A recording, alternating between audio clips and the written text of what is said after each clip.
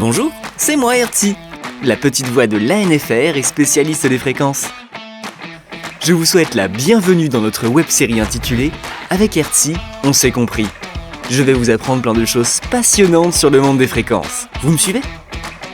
Le sujet qui suit est consacré au DAS. Vous avez dit DAS ? Le DAS, en toutes lettres, c'est le débit d'absorption spécifique. Autrement dit, cela permet de mesurer l'énergie transportée par les ondes électromagnétiques et absorbée par le corps humain. Les téléphones propagent ces ondes pour communiquer et une partie expose le corps humain. Une exposition excessive aux ondes entraînerait un échauffement trop important des tissus. Il faut donc maîtriser et contrôler le DAS par des mesures en laboratoire pour vérifier que le niveau de chaque téléphone est bien conforme à la réglementation identique partout en Europe.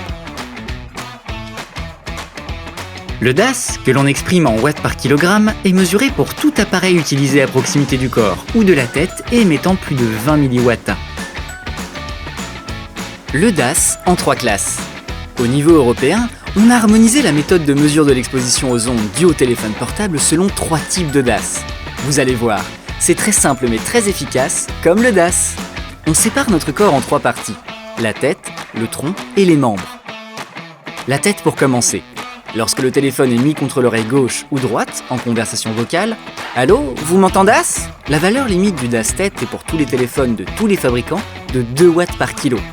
Passons au DAS tronc. Quand votre téléphone est dans votre sac ou dans la poche de votre veste et que vous utilisez une oreillette, la valeur limite du DAS est également de 2 watts par kilo et est mesurée à une distance du corps de 5 mm maximum. Enfin, le DAS membre mesure le cas où le téléphone est tenu à la main, porté dans un brassard ou dans une poche du pantalon. Là, sa valeur limite passe à 4 watts par kilo. Le DAS se surpasse. Pour améliorer l'information du public et tenir compte des évolutions des modes de consommation, l'obligation d'affichage du DAS dans les magasins et les notices s'étend à l'ensemble des équipements radioélectriques utilisés à proximité du corps humain. Téléphones, mais aussi tablettes, certaines montres connectées, ordinateurs portables avec les 3, 4 ou 5G, etc. Cela permettra aux consommateurs de choisir leur équipement de manière éclairée. Allez, avec le DAS, on se dépasse. À l'ANFR, le DAS, on le suit à la trace. L'Agence nationale des fréquences gère l'ensemble des fréquences radioélectriques en France. Dans le cadre de ses nombreuses missions, l'ANFR s'assure du respect des limites d'exposition du public aux ondes. Donc le DAS, c'est notre dada. Nous vérifions que les objets connectés mis sur le marché français sont bien conformes à la réglementation européenne et nous allons jusque sur les lieux de vente pour nous en assurer. On procède à des prélèvements d'équipements pour réaliser nos mesures de DAS. Mais nous vérifions aussi la présence des mentions obligatoires du DAS dans les notices d'utilisation.